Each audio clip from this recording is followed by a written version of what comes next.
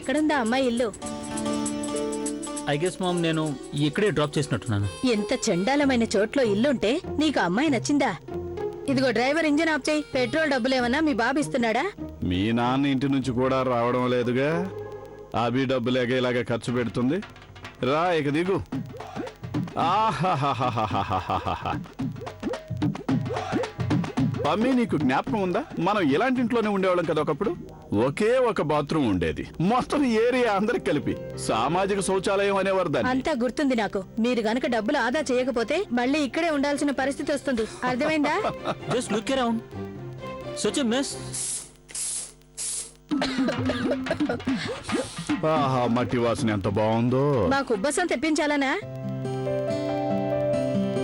తప్పైపోయిందమ్మా, క్షమించండి. అదొక్కటే నాకు రాంది. సరే ఒకటి చెప్పు, ఇక్కడ అర్చన అనే అమ్మాయి ఉంటుందా? అవును, వెళ్ళు. ఆవిడతో చెప్పు ఆకాశ్ వాళ్ళమ్మ సంబంధం కుదుర్చుకోవడానికి వచ్చిందని. ఒక క్షణం. అమ్మా, అసలేమిటంటే మేమిద్దరం ఈ పెళ్లి. అబ్బా, మీ ఇద్దరు లవ్ బర్డ్స్ చెప్తారా లేదా ఒకరి మొక్కలు ఒకరు చూసుకుంటూ ఉండిపోతారా?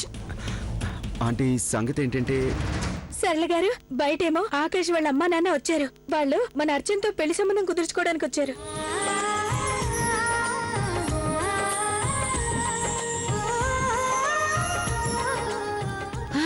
మాధవ్ గారు, మీరు కొంచెం వాళ్ళ లోపల తీసుకురండి. నేను వెళ్ళి చేతికి కడుక్కొని వస్తాను. నేను వెళ్ళి అర్చనకి చెప్పొస్తాను.